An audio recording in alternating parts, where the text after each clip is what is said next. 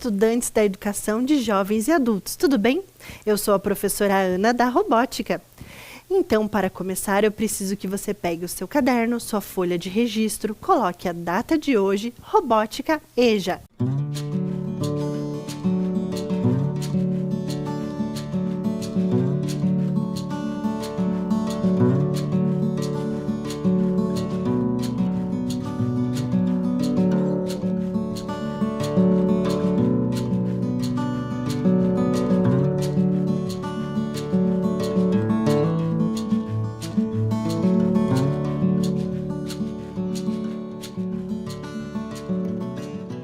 Colocaram a data?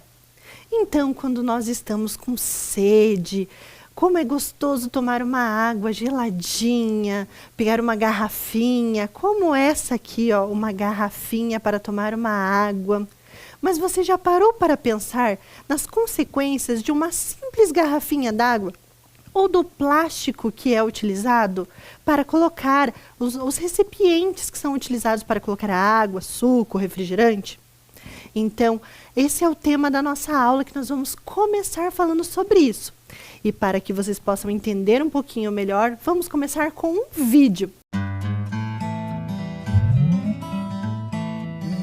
Nada como uma água geladinha quando dá aquela sede, né? Mas você já parou para pensar em quanta água está consumindo quando compra uma garrafa d'água? Quer uma dica? É muito mais do que aparece no rótulo. É que essa garrafa teve uma história antes de chegar às suas mãos e passou por muitas etapas. Extração de matéria-prima para a produção da garrafa e do rótulo, retirada da água do solo, limpeza das máquinas e equipamentos, transporte até o consumidor. E em cada uma dessas etapas, muita água foi usada. Uma água que a gente não vê, mas que entra no processo de produção de tudo que consumimos. É a chamada água virtual.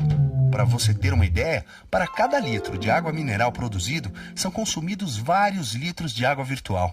E essa água toda cai do céu ou vem da terra? Bem, as duas respostas juntas estão corretas. Essa história começou há muito, muito tempo. Toda a água do mundo se formou há 4 bilhões e meio de anos.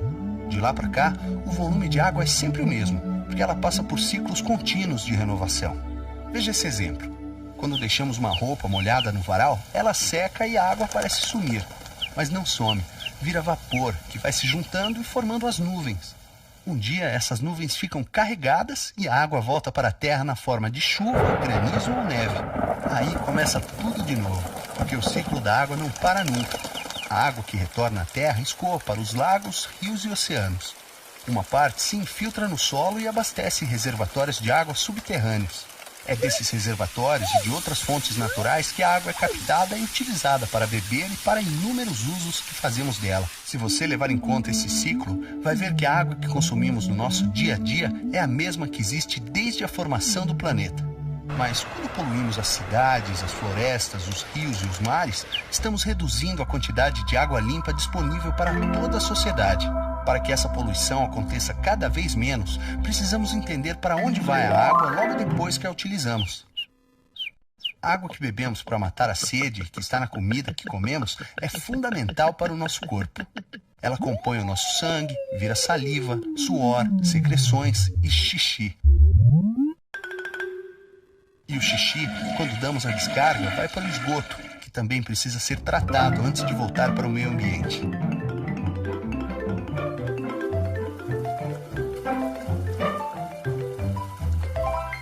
Já a água usada na fabricação da garrafa d'água é reutilizada nas indústrias.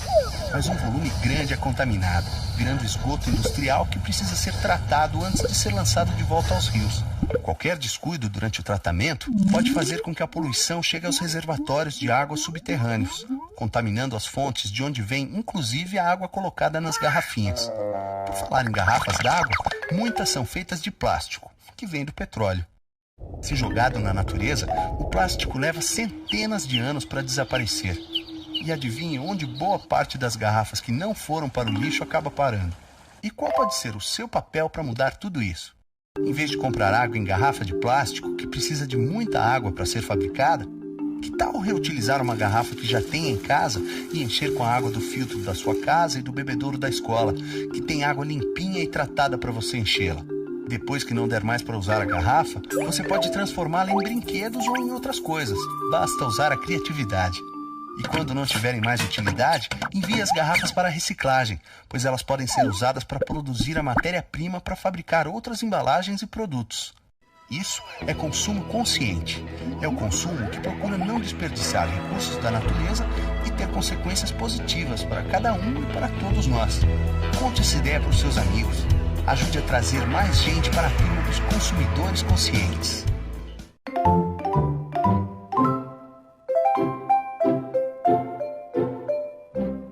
Então vocês viram nesse vídeo sobre o ciclo da água, a importância da água para os seres vivos e também a questão do plástico utilizado, né, nas garrafinhas. Então, muito importante.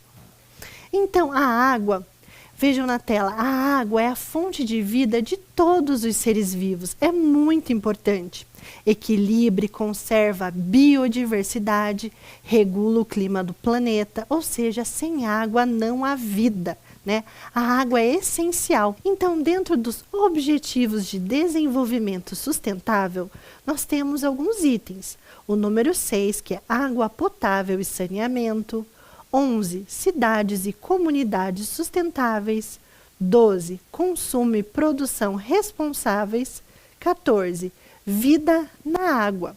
Então, esses são alguns dos objetivos, né, os ODS. E nós estamos em um momento de racionamento de água, pelo menos aqui na cidade de Curitiba, em que está havendo poucas chuvas, então os reservatórios estão diminuindo e nós temos que cuidar. Então, nós temos que economizar água para termos sempre. E algumas dicas de economia de água são, olha aí, desligar a torneira ao escovar os dentes, reaproveitar a água da máquina de lavar roupas, não lavar calçadas com mangueira, fechar bem as torneiras, tomar banhos rápidos, verificar e corrigir vazamentos. Isso é muito importante. Sempre observar se a conta da água está vindo maior do que de costume, se está havendo um consumo excessivo ou algum vazamento. 30% da água utilizada, né, é desperdiçada com vazamentos no encanamento até chegar nas residências ou dentro das residências. Então, cuidar bastante dessa questão da água. Mas agora nós vamos voltar aqui para as garrafas plásticas, né, que nós começamos a aula. Então, as garrafas ajudaram muito ao desenvolvimento, nos ajudam muito, né, a transportar a água ou outros líquidos. Mas, se nós não cuidarmos, elas terão consequências muito grandes no nosso meio ambiente. Então, nós sempre temos que relembrar da sustentabilidade ambiental, dos R's. Vocês lembram? Então, vamos relembrar? O repensar, reduzir, reutilizar e reciclar. Então, eu tenho que repensar. Eu preciso comprar esse produto? Eu posso reduzir o consumo desse produto? Eu posso reduzir a compra de garrafas de refrigerantes por outro tipo de líquido? Eu posso reutilizar essa garrafa de outra forma? Ou seja, eu comprei uma garrafinha d'água, eu preciso comprar outra? Eu não posso encontrar um filtro e reabastecê-la? Então, é uma forma de reutilizar. E depois, quando não é possível reutilizar, nós mandamos para a reciclagem, que vai virar matéria-prima novamente. Veja algumas dicas de como reutilizar as garrafas PET. Como sofás e bancos, ali nós temos uma estrutura feita de garrafas PET. Então, elas vão sustentar vassouras e até hortas. Então, se você não precisa comprar um vasinho específico, você pode reutilizar a garrafa para fazer a sua horta. E também é possível criar brinquedos, né? Então, são formas interessantes de utilizar, como o boliche, o avião, vai e vem, pega-vareta, entre outras opções que você pode utilizar a sua garrafa PET, como pote, e também para guardar outros alimentos, né? Quando não é possível reutilizar, enviar para reciclagem sempre. Então, não esquecer que a lixeira do plástico é a vermelha. E quando ele é reciclado, ele é enviado para uma central que vai triturar essas garrafas, vai torná-la matéria-prima novamente para outros produtos plásticos. Inclusive, existem até tecidos, ou seja, tecidos para roupas feitos de garrafas plásticas. Então, 2 garrafinhas equivalem a uma camiseta, 4 garrafinhas a uma calça. Então, como funciona? Eles vão pegar essas garrafas, vão triturar, vão passar por um processo em que ela vai voltar a ser matéria-prima e irão transformá-la em fio e depois em tecido PET. Muito interessante, né? E você sabia? Vamos ver algumas informações aqui sobre as garrafas? Olha aí. Uma garrafa PET demora mais de 100 anos para se decompor no meio ambiente. Mais de 100 anos. Garrafas e outros plásticos jogados nos rios e nos mares liberam substâncias tóxicas que contaminam as águas com o passar do tempo.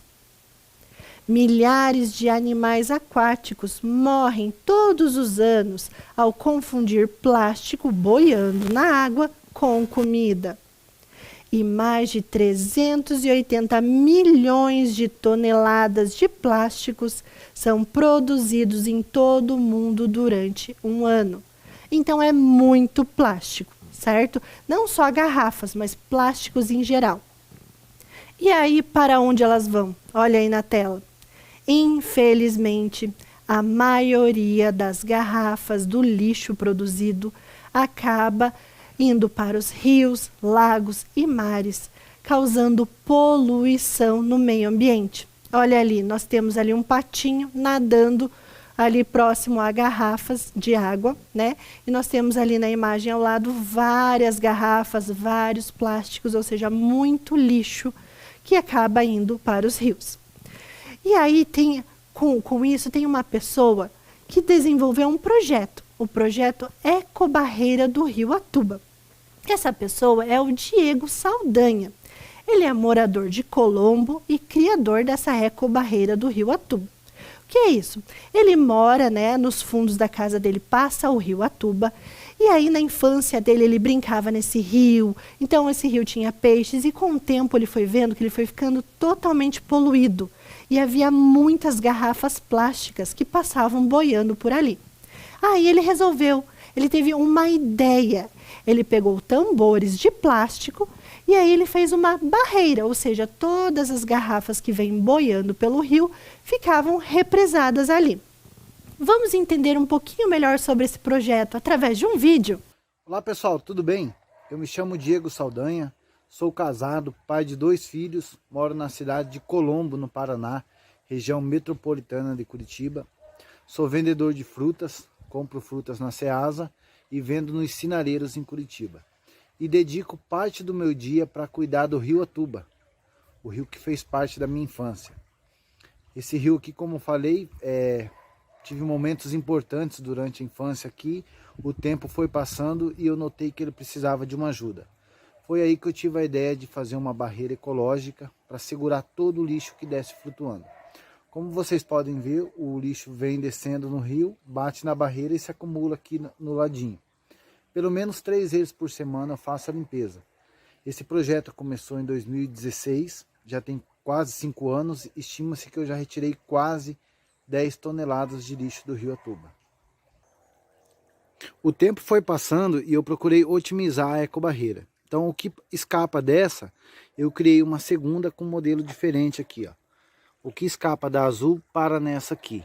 E essa aqui tem um formato diferente, ela tem uma tela embaixo para segurar bituca de cigarro, sacolas plásticas, copos plásticos, objetos que não paravam nessa daqui. E todo o lixo retirado vem para esses big bag aqui, ó. Podem ver que está cheio. E daí eu recolho ele para cima, faço a separação, tudo que é reciclável eu envio para os galpões de reciclagem. Consigo vender e reverter a renda em benefícios ao projeto Ecobarreira. Mas não para por aí não, pessoal. Eu também criei o Museu do Lixo. O que é o Museu do Lixo? O Museu do Lixo é tudo de inusitado que eu retiro do rio. Eu fiz uma sala que tem um acervo de mais de 500 peças e eu vou mostrar para vocês agora. Aqui está o Museu do Lixo, eu vou mostrar para vocês agora mais detalhadamente e também vou falar o porquê que eu decidi criar esse museu. Então aqui, pessoal, mais detalhadamente, tudo isso são peças que eu retirei do rio, ó, vou dar uma visão geral. Aqui tem televisão, tem ferro de passar roupa, capacete.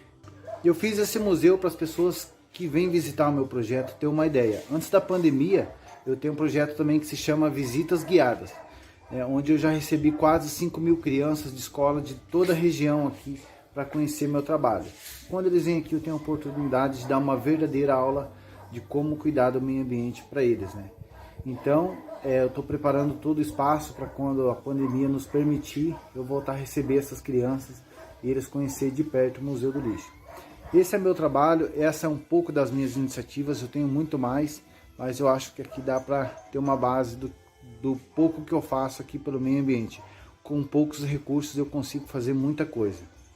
Muito obrigado aí e um abraço. Até mais.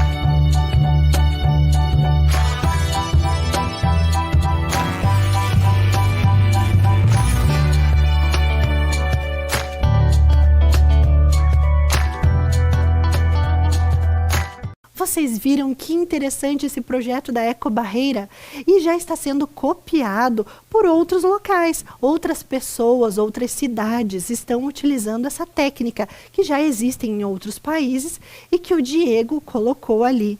Vocês viram que interessante como as garrafas vêm boiando e aí elas ficam represadas ali nessa barreira. Imagine se não tivesse essa ecobarreira ali, a quantidade de lixo que estaria viajando pelos nossos rios e mares. Então ele está fazendo a diferença no local dele. E você já pensou em fazer a diferença aí no seu local? E vamos entender um pouquinho mais sobre o projeto dele? Então ele desenvolveu ali também um guincho para auxiliar a retirada do lixo recolhido do rio.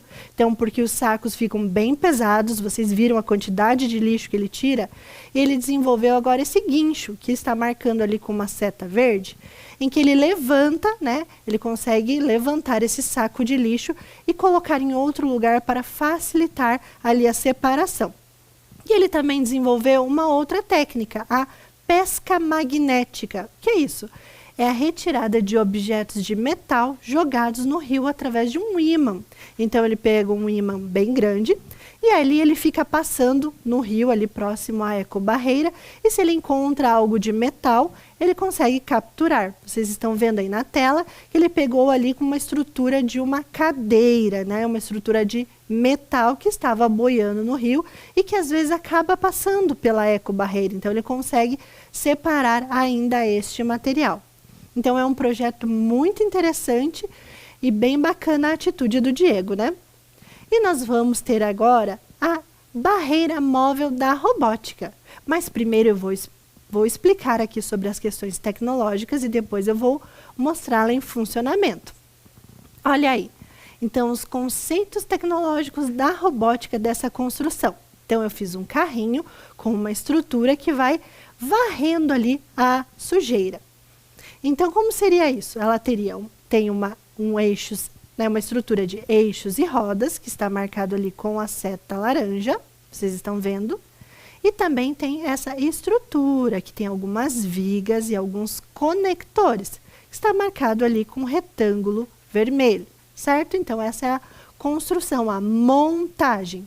O que mais tem aí envolvido? Nós temos o sensor de luz. O sensor de luz que vai fazer com que o carrinho siga a linha preta. Então, o sensor de luz ele vai refletir a luz que nós temos ali entre a diferença entre o preto e o branco. E ali ele vai fazer a leitura.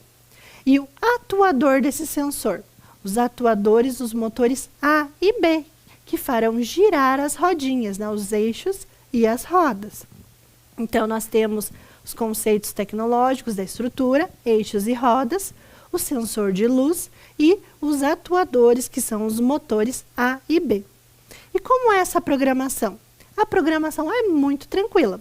Então, nós temos ali, quando o sinal da bandeirinha verde for clicado, sempre seguir linha preta, no caso, seguir linha preto, com velocidade 50. Então, seguir linha, ele está acionando o sensor de luz.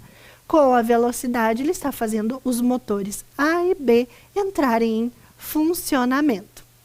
Agora, vamos ver aqui em funcionamento a nossa barreira da robótica? Então, essa aqui é a montagem da robótica. Vocês viram que o Diego Saldanha fez uma estrutura, né? Uma ecobarreira. A correnteza vem trazendo o lixo e ela vai represando ali na barreira. Aqui nós fizemos de uma forma diferente. Aqui os nossos carrinhos irão se movimentar, removendo o lixo que está na superfície da água, certo? Eu vou ligar aqui a minha montagem e ele vai andando aqui, ó, seguindo linha e vai empurrando o lixo, certo? Ele é um seguidor de linha e ele vai removendo até chegar no local adequado, mas sempre sobra um pouquinho de lixo no caminho que um não conseguiu. Aí o outro vai passar e vai remover o restante, ou seja, ele está seguindo linha, ó, e está removendo o restante dos lixos encontrados ali, certo? Então, olha a quantidade de lixo nesse rio. Vamos colocar novamente, eu vou espalhar aqui novamente. E vamos colocá-lo em funcionamento. Olha aqui. Vou ligar novamente e ele vai fazer esse processo. Ele está seguindo a linha preta através do sensor de iluminação, sensor de luz. E aí, ele vai chegando no local correto. E assim vai limpando, né? O rio vai removendo toda a sujeira encontrada.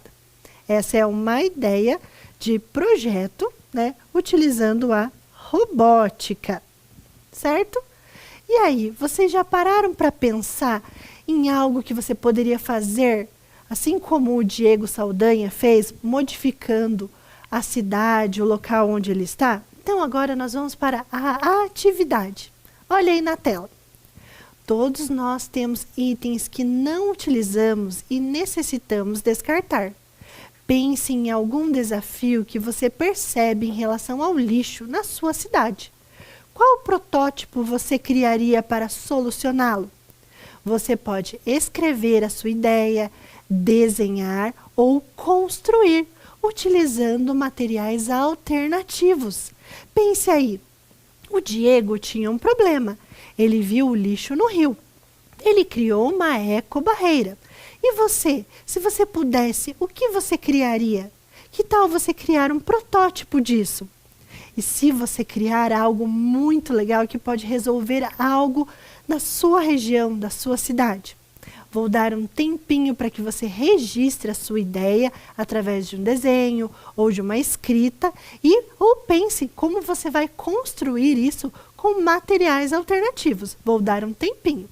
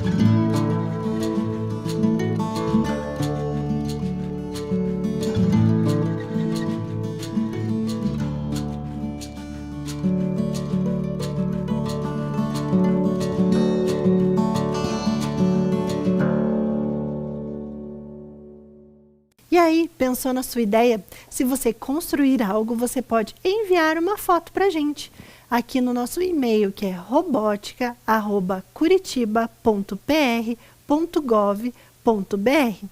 Você pode enviar aí o que você criou, a sua ideia. E espero que você tenha ficado inspirado com essa aula de robótica, pensando no meio ambiente e na sustentabilidade. Espero que vocês tenham gostado. Até a próxima! Tchau!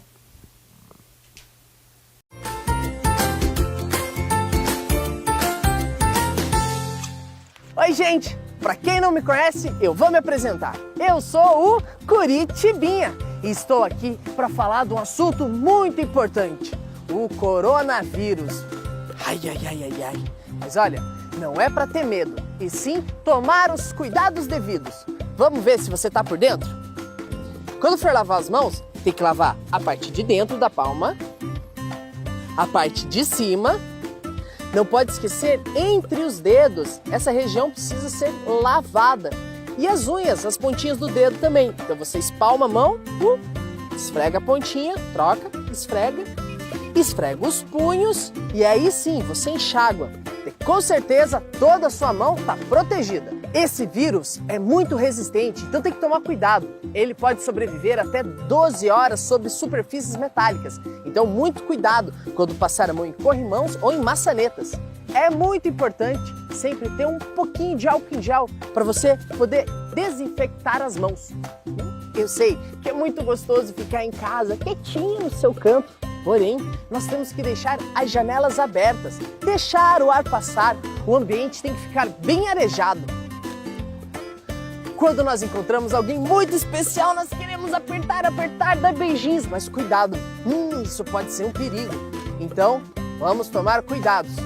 Vamos se cumprimentar de longe. E aí, mano? Bater o pezinho e evitar abraços, beijinhos e apertos de mão. Gente, não é ser egoísta, mas nessas situações nós temos que usar as nossas próprias coisas. Então, copos, talheres, toalhas, use o seu mesmo. E quando chegar em casa, põe logo a sua roupa para lavar. Todo mundo gosta de festa, uhul! Mas espera aí, cuidado. Nessas situações isso pode ser um perigo, porque esse vírus ele espalha muito fácil. Uma pessoa contaminada pode passar para um montão de gente.